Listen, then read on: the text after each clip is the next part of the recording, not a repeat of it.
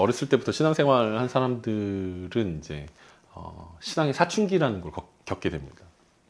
어렸을 때부터 교회를 다니다 보면 결국 어느 순간 이게 내가 왜 교회를 다니지? 내가 왜 신앙을 갖고 있지? 라는 생각들을 하게 되거든요. 그래서 지난주에 이제 예배 드리면서, 집에서 이제 예배 드리면서 결이한테 너도 그렇잖아. 너도 아빠가 목사님이니까 그냥 억지로 예배 드리고 교회 다니는 거잖아. 그랬더니 난 아닌데? 라고 얘기해서 자기는 그렇지 않다라고 얘기해서 한편으로는 기특하기도 하고 또 한편으로는 알고 얘기하는 건가? 모르고 얘기하는 건가? 그냥 하는 얘기인가? 라는 생각들을 가졌었는데 뭐 어렸을 때 저는 개인적으로 그냥 삶이 되고 일상이 되고 그냥 사는 곳이 이제 교회가 되다 보니까 그냥 그렇게 살아왔는데 어느 순간 이제 철이 들기 시작하면서 신앙에 대한 회의를 갖기 시작했던 것 같아요. 그러니까 어떻게 하면 진짜 신앙이 될 수 있을 것인가? 어떻게 하는 게 진짜 그리스도인의 모습이고 어떻게 하면 주님을 만날 수 있는가? 이게 어렸을 때부터 늘 궁금증이고 고민이었던 것 같아요. 그래서 늘 수련회 간다 그러면 늘 기대하잖아요. 막 기대하고 수련회 가서 꼭 예수님 만나야지라고 수련회에서 예수님 만났다고 얘기하는 많은 선배들과 그런 모습들을 보면서 나도 이번 수련회에 막 은혜 받고 예수님 만나야지 막 기대하고 갔는데 막 자다 오고 막 밤에 졸려가지고 졸다만 오고 뭐 대학생이 되고는 이제 제가 또 더 이제 깊이 하나님을 만나보고 어떻게 하면 더 신앙이 될 수 있을까 그래서 막 선교단체도 가입해보고 단기 선교도 가보고 뭐 이렇게 유명하다고 하는 집회들을 쫓아다녀보고 막 이렇게 하면서 어떤 극적인 하나님과의 만남들을 많이 추구했던 것 같아요. 그래서 나중에 알고 나니까 그걸 뭐라고 이야기하면 오늘 본문에 나오는 이 다메섹에서 바울이 예수님을 만났던 이 사건처럼 다메섹 증후군이다. 그래서 바울처럼 뭔가 강렬하고 뜨겁고 뭔가 신비적인 그런 만남들을 추구하는 어떤 유형의 성도들이 있다라는 것들을 그게 나만 그런 게 아니었구나. 많은 사람들이 많은 성도들이 그런 것들을 기대하고 있고 또 그것을 쫓아서 많은 시간과 에너지들을 쓰고 있구나라는 사실들을 생각했던 적이 있습니다. 오늘 이 사도행전 9장의 말씀은 그 유명한 이제 바울의 회심 사건입니다. 그래서 많은 사람들이 이야기들을 잘 알고 있고 어떤 사건이었는지를 너무나 잘 알고 있고 또 이 말씀들을 사모하면서 우리에게도 바울과 같은 일들이 일어났으면 좋겠다라고 이야기하시는 분들을 우리가 종종 만날 수 있습니다. 뭐 결론 부분에서 이야기하겠지만 사실은 바울에게 일어났던 그러니까 오늘 본문에 사울이라고 이야기하는 이 사울에게 일어났던 부활하신 예수님을 만나는 사건은 딱 바울이 마지막이었습니다. 네. 그 다음부터는 이것이 절대로 일어나지 않습니다. 왜냐하면 바울의 고백에서 바울이 예수님의 부활에 대해서 고린도전서 15장에서 이야기할 때 만삭되지 못한 자기에게도 나타나셨다라고 이제 그래서 자기가 마지막 사도다라고 이야기하면서 왜 부활하신 예수님이 자기에게 나타나셨는지 말씀하셨는지를 이제 설명하는 부분들이 있는데 그런 것들을 통해서 보면 이것이 일반적인 상황들이 아니다라는 것들을 우리가 볼 수 있습니다. 그럼에도 불구하고 오늘 우리가 이 말씀들을 보면서 우리가 회심에 대해서 그리고 하나님께 돌이킴에 대해서 믿음을 갖는 것들에 대해서 또 몇 가지 우리가 교훈을 얻을 수 있을 것 같다라는 생각들을 하게 됩니다. 그런 의미에서 오늘 사울이 예수님께 어떻게 붙잡히게 되었는지 그리고 어떻게 그의 인생을 주님께 맡기게 되었는지를 함께 살펴보면서 오늘 우리 가운데 또 하나님께서 하시는 말씀들을 같이 묵상해 갔으면 좋겠습니다. 오늘 본문 1절과 2절입니다. 사울이 주의 제자들에 대하여 여전히 위협과 살기가 등등하여 대제사장에 가서 다메섹 여러 회당에 가져갈 공문을 청하니 이는 만일 그 도를 따르는 사람을 만나면 남녀를 막론하고 결박하여 예루살렘으로 잡아오려 함이라. 우리가 계속해서 보고 있는 사도행전 7장에서 스데반이 순교할 때 사울이 잠깐 등장했고 8장 초반에 잠깐 등장했습니다. 그리고 8장의 나머지 내용들에서는 사울이 등장하지 않았는데 8장이 끝나고 이제 9장에 이르러서 다시 사울이 등장합니다. 그가 자기 자신을 어떻게 소개했는지를 우리가 함께 살펴보면 빌립보서 3장 5절과 6절에서 사울이라고 하는 사람이 자기를 이렇게 소개합니다. 나는 8일 만에 할례를 받고 이스라엘 족속이요 베냐민 지파요 히브리인 중에 히브리인이요 율법으로는 바리새인이요 열심으로는 교회를 박해하고 율법의 의로는 흠이 없는 자라. 이렇게 자기 자신을 소개합니다. 그는 베냐민 지파고 율법에 흠이 없는 자였다라고 자기가 어렸을 때부터 율법을 다 지켜왔고 그리고 그의 가정이 독실한 가정이었고 그가 또 뭐 우리가 오늘 읽진 않았지만 가말리엘의 문화에서 열심히 배웠던 어떤 그런 것들을 우리는 잘 알고 있습니다. 그러니까 그가 베냐민 지파였기 때문에 그의 부모님은 사울 왕을 생각하면서 이름을 사울이라고 준 것 같아요. 이름을 사울이라고 이름해 준 것이라고 생각합니다. 그리고 자신이 유대인임을 엄청 자랑스럽게 여기던 가정이었고 어렸을 때 길리기아 다소성에서 자랐던 것으로 보아 꽤 부유한 집안의 자녀로 컸겠구나라는 사실들을 우리는 생각해 볼 수 있을 것 같습니다. 그러니까 유대인으로서의 긍지와 자부심이 있었고 열심이 있었고 꽤 부유한 집이었고 그는 그 베냐민 지파의 사람으로 사울이라는 이름, 사울 왕을 생각합니다. 우리는 왕족이야 라는 어떤 자부심들을 가지고 있는 그런 집안에서 태어났겠구나라는 것들을 우리 생각해 볼 수 있습니다. 그랬던 그가 대제사장에게 찾아가서 뭐라고 이야기하면 다메섹 여러 회당에 가져갈 공문을 요청합니다. 자기를 소개했을 때 자기를 율법으로는 바리새인이라고 이야기했던 것을 보면 사실 사울이라고 이야기한 바울이 더 익숙하니까 바울과 사울을 혼동하면서 쓰는데 어쨌든 그가 바리새인이었고 대제사장은 대표적인 사두개인입니다. 그러니까 사두개인과 바리새인은 친하지 않았다는 것을 우리가 너무나 잘 알고 있죠. 왜냐하면 사두개인은 부활을 믿지 않았고 바리새인들은 부활을 믿었고 믿는 것과 어떤 살아가는 삶들. 그러니까 사두개인은 현실 정치와 야합해서 자신들의 어떤 부귀영화를 누리던 사람들이었다면 바리새인들은 정결하게 거룩하게 구별되어서 바른 신앙생활을 추구하던 사람들이었죠. 물론 그것이 외식이었고 예수님 보시기에 거룩하지 않음이었지만 어쨌든 사람들이 보기에는 바리새인인 사울이 대제사장에게 찾아가서 이 공문을 요구했던 것 자체가 굉장히 특이한 케이스였다라고 이야기할 수 있습니다. 왜냐하면 예수님을 십자가에 못 박을 때부터 이 연합이 시작되지 않았습니까? 사두개인과 바리새인들의 연합이. 기독교를 따르는 사람들을 핍박하는 것이 자신의 사명이라고 여겼던 사울은 대제사장에게 찾아가서 허가증을 달라고 합니다. 예수님을 따르는 사람들을 뭐라고 불렀냐면 1절에서는 제자들이라고 불렀고 2절에서는 그 도를 따르는 사람이라고 불렀는데 그 예수님의 제자들 혹은 예수님의 도를 따르는 그 도를 따르는 사람들을 정통 유대인인 이 사울의 입장에서는 그들이 이단으로 보였다라는 거죠. 얘는 이단이다. 유대교에 있어서는 안 되는 암적인 존재들이다. 그래서 그들이 자신들의 신앙을 제대로 따르지 않는 것들에 대한 불만이 가득했다라는 거죠. 유대교의 이단자들을 색출해서 유대교의 정통성을 유지하고 바리새파의 어떤 후기 지도자로서 내가 바리새파를 잇는 가말리엘의 문화에서 이 성장하고 있는 이 젊은 그 신진 리더로서 어떤 뭔가 자신의 이름을 공고히 하려는 의도가 있지 않았을까라는 생각들을 하게 됩니다. 다메섹까지 가서 이단들을 색출해서 잡아오는 그림들을 생각해보면 꽤 멋있는 모습 아니겠습니까? 유대교 입장에서는 이 사람 되게 멋있는 사람이구나. 그 정도 열심히 있구나 라는. 근데 생각해보면 다메섹까지 예수님의 제자들이 가게 됐고 거기서 이제 교회가 세워진 이유는 다름 아니라 자기 때문이라는 사실들은 생각 안 했던 것 같아요. 우리가 계속해서 묵상해온 사도행전에 의하면 8장에서 스데반이 순교한 이후에 사울이라 이름하는 이 청년이 극심하게 박해를 시작하면서 제자들이 예루살렘과 유대를 떠나게 되었잖아요. 그래서 8장에서는 그 중에 한 명인 빌립이 사마리아 땅에서 교회를 세워가는 모습들을 보고 이디오피아 내시를 만나서 복음을 전하는 모습들을 봤는데 그게 빌립의 빌립만 그런 삶들을 살았던 것이 아니라 예루살렘을 떠났던 수많은 제자들이 다 그렇게 살았다라는 거죠. 그렇게 복음을 전하면서 떠나갔다라는 거예요.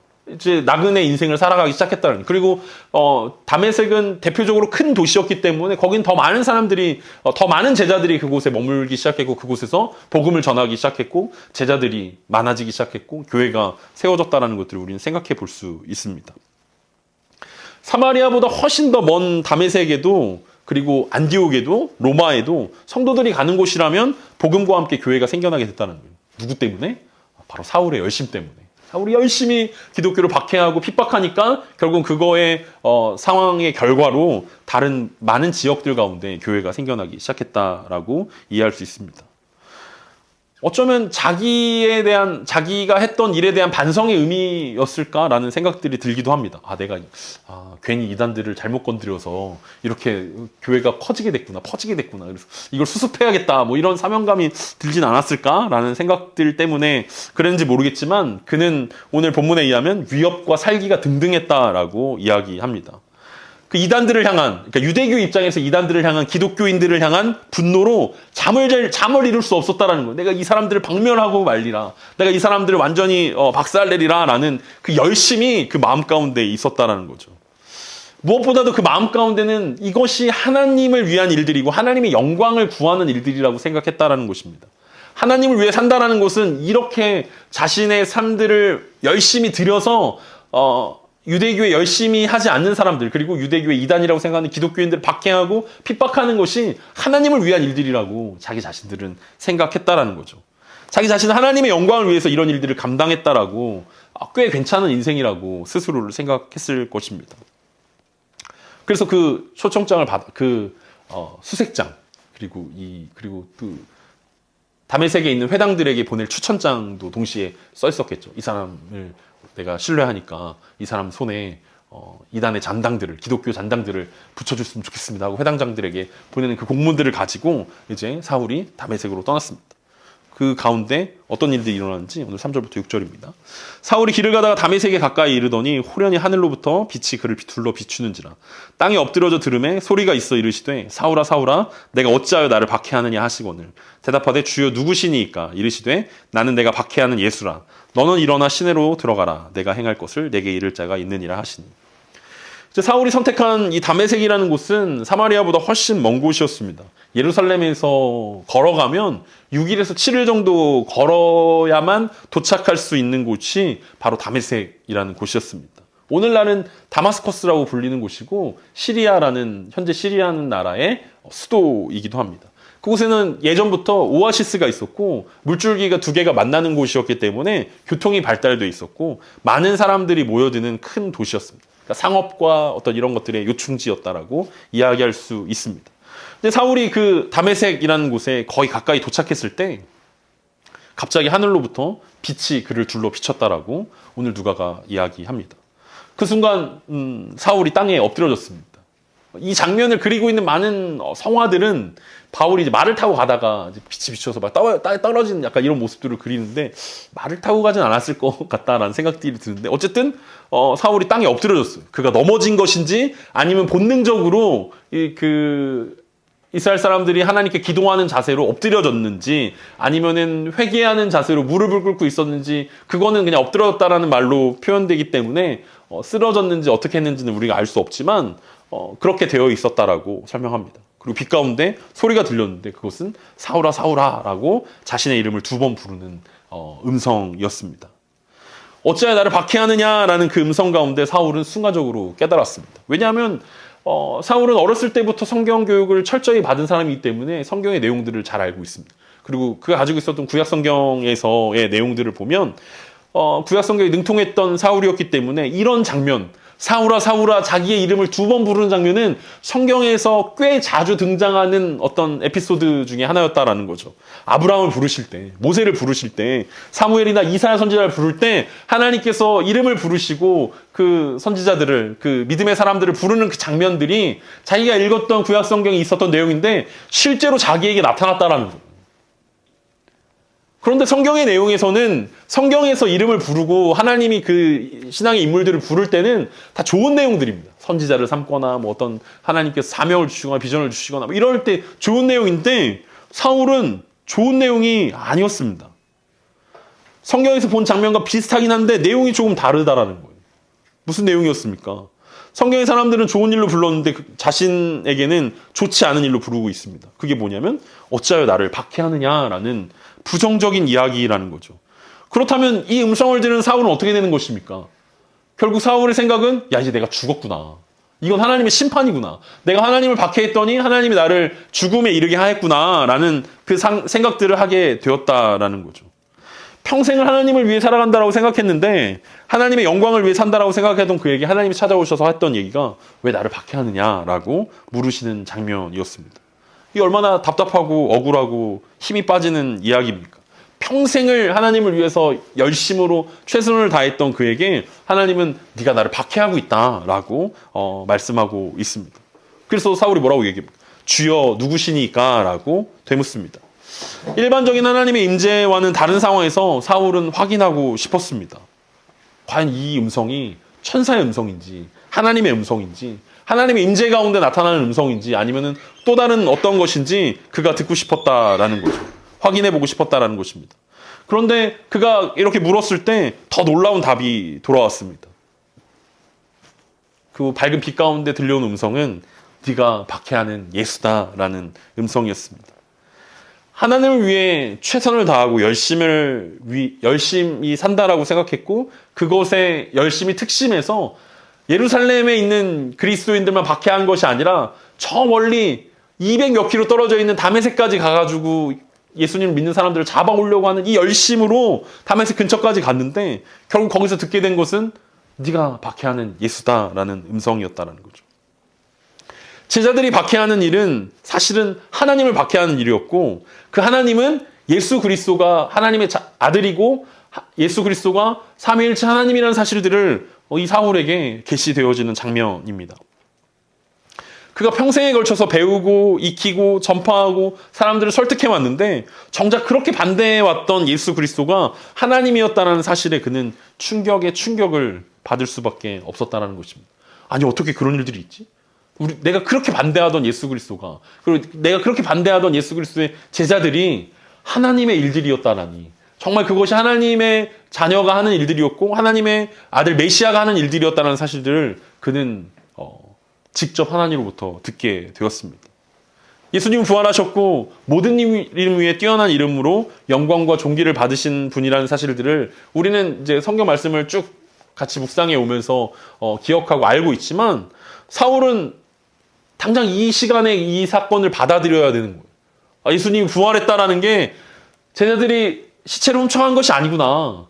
대제사장들이 거짓말한 것이었고 그것이 잘못된 거짓 뉴스였구나라는 사실들을 지금 이 다메섹 도상에서 만나게 되었다는 것입니다. 그래서 이 사실을 받아들인다는 게 사울에게 너무 쉽지 않은 일들이었을 것입니다. 예수님이 진짜 부활하셨고 살아계신 하나님이라는 사실은 그의 인생을 송두리째 부정하는 일들이었습니다. 충격 가운데 있는 사울에게 예수님 뭐라고 말씀하십니까? 다메섹 시내로 들어가면 이제 행할 일들을 너에게 알려줄 한 사람을 만나게 될 것이다라고 예수님께서 말씀하셨습니다. 이 말씀이 사울 혼자만의 착각이 아니라는 걸 오늘 성경은 이렇게 이야기합니다. 7절과 8절과 9절입니다. 같이 가던 사람들은 소리만 듣고 아무도 보지 못하여 말을 못하고 서 있더라. 사울이 땅에서 일어나 눈은 떴으나 아무것도 보지 못하고 사람의 손에 끌려 다메섹으로 들어가서 사흘 동안 보지 못하고 먹지도 마시지도 아니하니라. 어떤 사람들은 사울이 혼자 꿈을 꾼 거다. 착각한 거다. 아니면 혹은 사울이 간지를 앓고 있어서 어떤 심각한 생명의 위기 가운데 환상을 잘못 본 거다라고 발작한 것이다라고 생각하기도 합니다. 그런데 그것이 아니다라는 것을 오늘 본문에서 이렇게 이야기합니다. 사울에게 동행이 있었다라는 거죠. 왜냐하면 이때 당시에 이 여행을 할 때는 혼자 다니는 것이 아니라 그룹을 지어서 무리를 지어서 많으면 많을수록 더 유익합니다. 왜냐하면 강도를 만날 수 있기 때문에 위협을 만날 수 있기 때문에 모르는 사람들이라도 목적지가 같으면 그리고 가는 길이 같으면 여러 사람들이 같이 동행한다라는 거죠. 더군다나 이 추천장을 받을 때 대제사장이 아마 사울에게 이 추천장을 그리고 사람들을 예루살렘으로 끌고 올 때 집행할 수 있도록 성전 경비대 몇 명을 붙여줬을 확률도 훨씬 더 높을 것 같습니다. 그래서 여러 사람들이 사울과 함께 다메섹으로 걸어가고 있었고 그 사람들도 어떤 사건이 일어나고 있다는 것들을 인식할 수 있었다는 거죠. 그들에게는 보이지는 않았고 어떤 소리만 들렸지만 사울이 지금 어떤 상황 가운데 있는지 지금 사울이 어떻게 지금 엎드려져 있는지 그들이 생각해 볼 수 있었다는 거죠. 이 상황이 꽤 당황스러워서 아무 말도 하지 못하고 옆에서 서 있었다라고 이야기합니다. 멍하니 서 있었던 것입니다. 사울에게 지금 어떤 일들이 일어나고 있고 어떤 소리들이 들리는데 뭔가 하나님의 특별한 개입이고 계시다라는 사실들을 어렴풋하게 느낄 수 있었을 거라는 거죠. 그래서 주변의 사람들은 그렇게 생각했고 사울은 어떻습니까? 사울은 땅에서 일어나서 눈을 떴지만 아무것도 볼 수 없었습니다. 그리고 사람들의 손에 이끌려서 다메섹에 들어가서 사흘 동안 금식하게 됩니다. 왜 이 사울이 금식하게 됩니까? 하나님의 영광의 임재를 눈으로 봤다는 거예요. 그리고 하나님께서 예수님의 말씀을 통해서 그가 지금까지 헛된 인생을 살았고 그가 지금까지 했던 것이 그리스도의 몸을 박해하는 일들이었고 그리스도의 몸을 부인하는 일들이었다라는 사실들을 그가 생각했을 때 그는 저절로 금식하지 않을 수가 없었다는 것입니다. 그가 꿈꾸던 인생은 이런 것이 아니었습니다. 그가 다메섹으로 향했을 때 그가 대제사장의 공문을 요청할 때만 해도 그는 굉장히 당당했습니다. 하나님을 위해 내가 이런 일들을 한다라고 생각했고, 그는 영광스럽게 다메섹에 들어가려고 했을 것입니다. 이 공문을 들고, 약간 우리나라 옛날에 암행어사처럼 이 공문을 들고 가가지고, 이게 대제사장의 공문이다. 예수님을 믿는 이 헛된 무리들은 다 내 앞에 무릎을 꿇어라 이러면서 줄줄이 결박해서 예루살렘으로 끌고 가는 이런 모습들을 그리면서 다메섹으로 가까이 갔을 때, 근데 정작 지금 사울이 처한 모습은 무엇입니까? 두 눈이 뽑힌 삼손처럼 두 눈이 멀어서 누군가의 도움이 없이는 아무것도 할 수 없는 모습으로 조용히 다메섹에 들어가게 되었습니다. 예수님이 늘 바리새인들을 향하여서 눈이 있으나 보지 못하는 세대라고 이야기했는데, 정작 이 사울이 그렇게 됐다라는 거예요. 눈이 있지만 보이지 않는, 그가 맹인이 아니었지만 아무것도 볼 수 없는 그런 영적으로 닫혀있는 모습으로 그가 다메섹에 들어가게 되었다라는 것입니다. 그는 예수님의 제자들을 잡아들이려고 다메섹 가운데 갔는데, 잡힌 것은 결국 그 자신이었다는 사실들을 우리는 살펴볼 수 있습니다. 사도행전에서는 이 바울의 회심이 얼마나 중요했던지 두 번 더 등장하게 되어집니다. 바울의 인생에서 가장 놀라운 일들이었다라고 바울 스스로도 고백하고, 누가도 그렇고 이 초대교회 성도들도 바울의 회심이 아주 특별한 사건이었다라고 우리 가운데 전하고 있습니다. 오늘 바울의 회심 사건을 우리는 살펴보면서 우리 가운데는 궁금증이 생깁니다. 제가 어렸을 때부터 이 바울의 이 회심 사건을 쫓아다녔던 것처럼 과연 이 바울처럼, 어떻게 하면 바울처럼 회심할 수 있을까라는 것이 우리의 궁금증입니다. 바울은 무엇 때문에 회심하게 되었는가라는 생각들을 하게 된다라는 거죠. 그리고 우리는 어렴풋하게 그런 생각들을 하게 됩니다.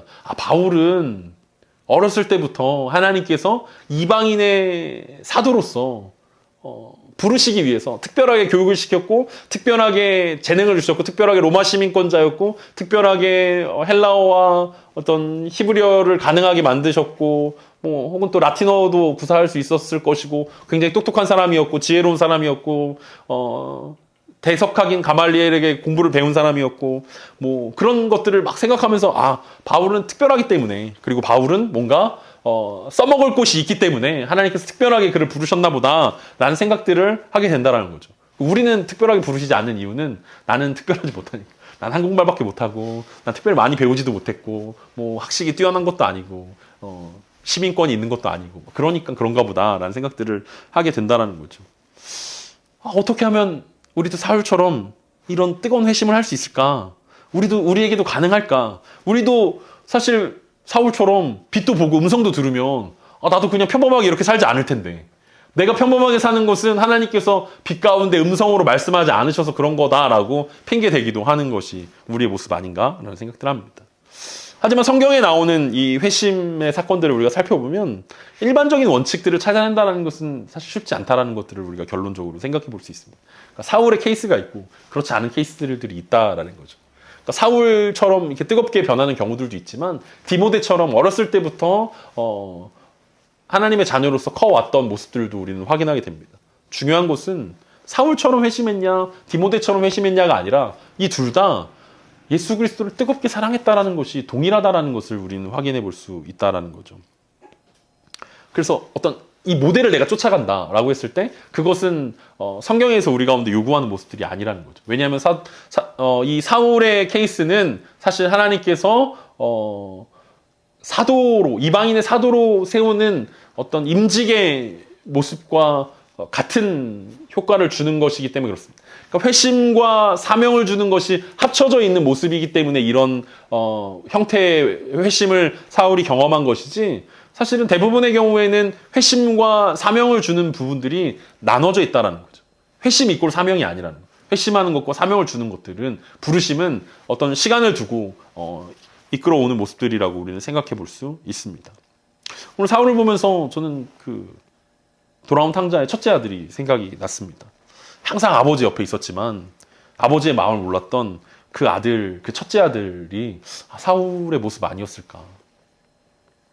어렸을 때부터 그 율법으로 성장하게 되었는데 결국 하나님이 누군지 제대로 이해하지 못하고 하나님을 박해하는, 예수 그리스도를 핍박하고 그 제자들과 그리스도의 몸된 교회를 잔멸하려고 노력했던 그 사울의 모습들을 보면서 이게 결국 첫째 아들의 모습이고 그게 결국 유대인들의 모습 아닌가라는 생각들을 하게 됩니다.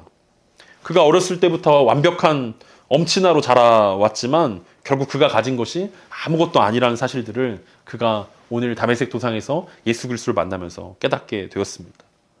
왜냐하면 바울을 하나님께서 이 사울을 부르신 이유가 그가 가지고 있었던 조건이 완벽해서 였기 때문이 아니라는 것입니다. 바울이 쓸만해서 부르신 것도 아니기 때문에 그렇습니다. 바울이 이 사울을 하나님께서 부르시면 얘는 쓸만하니까 얘는 이방 선교를 위해서 얘는 성령도 많이 쓰게 될 거고 얘는 선교도 많이 하게 될 거고 얘는 많은 사람들을 옳은 대로 돌아오게 할 거니까 얘는 이렇게 뜨겁게 내가 만나줘야겠다 라고 생각하면서 하나님께서 사울을 만나주신 것도 아니라고 이야기할 수 있습니다. 왜냐하면 만약 그랬다면 바울이 된이 아니죠. 사울의 이 고백이 그렇습니다.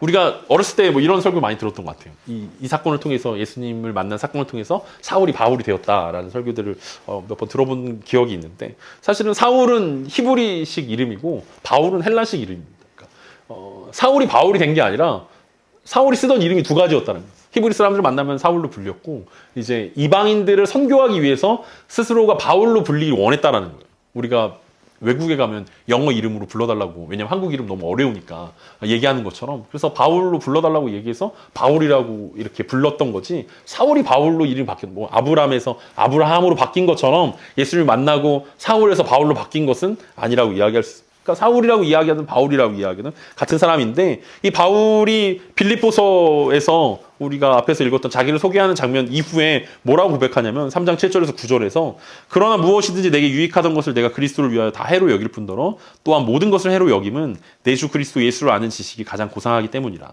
내가 그를 위하여 모든 것을 잃어버리고 배설물로 여김은 내가 그리스도를 얻고 그 안에서 발견되려 함이니 내가 가진 의는 율법에서 난 것이 아니오 오직 그리스도를 믿음으로 말미암은 것이니 곧 믿음으로 하나님께로부터 난 의라. 그가 예수님께 붙잡힌 이후에 그 자신의 고백이 무엇이었습니까? 자기에게 유익하던 모든 것을 해로 여긴다라는 거죠. 배설물로 여긴다라는 거예요. 그러니까 우리가 우러러보는 로마 시민권, 어떤 가말리엘의 문화, 어떤 그가 가지고 있었던 학식, 어떤 그의 어떤 지위, 그가 어렸을 때부터 어떤 대제사장과 스스럼없이 이야기할 수 있고 추천서를 받을 수 있고 공문을 받아낼 수 있는 어떤 그의 인맥, 이 모든 것들이 사실 예수 그리스도를 만나고 예수님께 붙잡힌 바 되었을 때 그가 아무것도 아니라는 사실들을 고백했다라는 거죠. 그러니까 우리는 이것도 좋고 그리스도를 붙잡힌 것도 좋지, 이것도 다 도움이 되겠지라고 생각하는데 바울의 입장에서는 아무 의미가 없는 것들이라는 거죠. 예수님을 만나고 났더니 그것은 별로 중요한 일들이 아닙니다. 하나님의 영광의 빛에 비춰서 봤을 때 그것이 아무런 중요한 것들이 아닙니다라고 고백하고 있다는 거죠. 그래서 하나님께서는 이 바울의 쓸모 때문에 어떤 바울의 자격 때문에 바울을 부르시지 않았다는 거죠. 마찬가지 입장이 디모데의 입장에서도 마찬가지일 것입니다. 디모데도 그가 가지고 있었던 스펙이나 어떤 그의 어떤 학문이나 그런 것 때문에 하나님께 부르신 것이 아니라 하나님이 디모데를 사랑하시기 때문에 부른 거고 바울을 사랑하시기 때문에 불렀다라는 것들을 우리는 알 수 있습니다. 결국 하나님께서 이 바울을 부르신 사건을 통해서 우리가 생각해 볼 수 있는 것은 하나님께서 바울을 얼마나 사랑하시는가에 대한 이야기들을 우리가 생각해 볼 수 있을 것 같습니다. 8장에서부터 계속 이어지는 내용들입니다. 하나님께서 마술사 시몬을 얼마나 사랑하셨을까? 그래서 빌립을 보내주셨다는 거죠. 한 사람을 위해서. 하나님께서 사마리아 땅에 있는 사람들을 얼마나 사랑하시는지를 확인시켜 주려고 빌립을 통해서 그 땅 가운데 복음이 증거되게 했고, 마술사 시몬이 변화되어서 그 땅 가운데 복음이 증거되게 했고, 하나님이 얼마나 에디오피아 내시를 사랑했기 때문에 빌립을 에디오피아 내시 가운데 만나게 하고 그가 변화되게 하고 세례받게 했던 모습들을 우리가 보고, 같은 맥락에서 9장에 이르러서 사울에게 하나님께서 나타나셨는데 다메섹 도상 가운데서 만나주셨는데 그것은 그가 어떠함 때문이 아니라 그가 준비되었기 때문이 아니라 갑자기 호련히 나타난 예수 그리스도의 음성 때문이었던 것을 우리가 볼 수 있습니다. 그리고 그 사건을 경험한 이후에 바울의 고백은 로마서 5장 8절에서 우리가 아직 죄인 되었을 때 그리스도께서 우리를 위하여 죽으심으로 하나님께서 우리에 대한 자기의 사랑을 확증하셨느니라 라는 고백으로 나타납니다. 그러니까 자기의 삶들을 돌아보니까 내가 어떤 부름받을, 하나님의 부름받을, 하나님의 사랑을 받을 만한 자격이 있어서 하나님이 부르신 것이 아니라 내가 여전히 죄인이고 내가 여전히 하나님을 핍박하고 자신의 입으로 자기는 하나님 나라의 회방자고 핍박자고 포악자라고 고백하는, 죄인 중에 괴수라고 고백하는 자기에게 하나님이 자기를 무조건적인 사랑으로 찾아오셨다라는 것들을 이야기한다는 거죠. 그래서 C.S. 루이스라는 작가가 자신의 회심을 두고 하나님의 집요함을 이렇게 표현합니다. 하나님은 위대한 낚시꾼이다. 하나님은 쥐를 쫓는 고양이다. 하나님은 여우떼에게 다가가는 사냥개다. 하나님은 그 마지막 최후의 순간에 이르러서 체크메이트를 외치는 체스꾼이다. 그러니까 장군이라고 얘기해서 자기가 하나님을 인정하지 않으면 안 되는 상황 가운데 몰고 가셔서 결국엔 그 하나님의 존재를 인정하고 하나님을 믿는다라고 고백할 수밖에 없는 그 상황 가운데 몰고 가시는, 그러니까 하나님이 역사하시는 그 하나님의 집요함이 얼마나, 그 집요한 사랑이 얼마나 크고 놀라운지를 C.S. 루이스라는 작가가 이렇게 고백했던 것들을 보게 됩니다. 바울도 아마 그런 생각들을 했을 것입니다. 바울의 인생 가운데 열심을 주시고 스데반이라는 사람을 만나서 그가 순교하는 장면들을 보게 하시고 더 열심을 내서 다메섹까지 예수 그리스도의 제자들을 핍박하러 가는 그 상황 가운데 하나님께서는 끝까지 이 사울을 찾아오셔서 쫓아오셔서 그를 끝내는 자기의 소유로 삼으시는 모습들을 우리는 보게 된다는 거죠. 그래서 결국 이 사울이 경험한 것은 사명 때문에 부르신 것이 아니라 사랑하기 때문에 부르셨다는 사실들을 우리는 확인해 볼 수 있습니다. 이것이 인격적인 하나님과 만남을 통해서 붙잡힌 사울의 결론이었습니다. 그렇다면 우리의 삶 가운데도 마찬가지일 것입니다. 하나님의 이 사냥개와 같은 하나님의 사랑이 우리를 끊임없이 쫓아오고 있다라는 거예요. 우리가 하나님의 하나님 되심을 인정하지 않으면 안 될 때까지 하나님은 계속해서 우리를 몰아붙이실 것입니다. 그리고 하나님께 우리는 항복하고 하나님께 순종하겠다라고 고백할 수밖에 없는 상황들이 펼쳐질 것입니다. 왜? 우리가 아직 죄인 되었을 때 그리스도께서 우리를 위해서 십자가에서 죽으심으로 하나님의 사랑을 우리 가운데 확증하셨기 때문에 그렇습니다. 이렇게 하나님을 만났던, 예수 그리스도를 만났던 사울은 어떻게 됩니까? 사람들이 인격적으로 하나님을 만날 수 있도록 평생을 바치게 됩니다. 부활하신 예수님을 직접 만난 사람은 사울이 마지막이었지만 그의 글로 인해서, 그가 쓴 편지들로 인해서, 그가 전했던 말씀들을 통해서 인격적인 예수님을 만난 사람들이 계속해서 늘어가는 것들을 우리는 보게 됩니다. 그것이 이제 나머지 사도행전 뒷부분에 이어지는 내용이 될 것입니다. 사울이 쓴 성경 말씀을 통해서 예수님의 제자들이 생겨났습니다. 우리가 흔히 부르는 제자라고 이야기했을 때 제자는 어떤 사람들입니까? 제자는 계속해서 스승의 가르침을 받고 배워가는 사람들을 우리는 제자라고 이야기할 수 있을 것입니다. 그래서 우리는 그 주님을 만나기 위해서 이 제자가 되는 것입니다. 하나님의 말씀들을 계속해서 묵상하고 배워가면서 인격적으로 만난다라는 거, 예수 그리스도를 만난다는 거, 예수님께 붙잡힌다라는 것이 무엇을 의미하는 것인지 계속해서 배워가고 계속해서 예수 그리스도의 길을 따라가는 사람들이 되겠다라고 다짐하는 것입니다. 그리고 사람들에게 말씀을 제대로 볼 수 있도록 도와주는 일이 사울에게 사명이었던 것처럼 우리의 사명이 되는 것이라고 우리는 이해할 수 있을 것입니다. 사울을 끊임없이 추격해서 붙잡으셨던 예수님께서 오늘 우리의 삶도 동일하게 붙잡고 계십니다. 우리의 자격이나 어떠함이나 공로나 능력 때문이 아니라 우리를 향한 무조건적인 사랑으로 우리를 붙잡고 계십니다. 우리가 그 사랑에 항복할 때 우리도 사울처럼 우리가 만난 예수 그리스도를 누군가에게 전할 수 있게 될 것입니다. 우리의 삶이 주님께 완전히 붙잡힌 바 되었을 때 다른 것들은 이제 눈에 들어오지 않게 될 것입니다. 하나님, 바울이 가지고 있었던 여러 가지 것들, 나도 그거 있었으면 좋겠습니다. 그리고 예수 그리스도께 붙잡힌 바 되었으면 좋겠습니다. 라고 이야기하는 것이 아니라 내가 예수님께 붙잡힌 바 된 이것만 중요합니다. 이것이면 충분합니다. 라고 고백할 때 다른 모든 것들은 우리 가운데 오히려 해가 됩니다.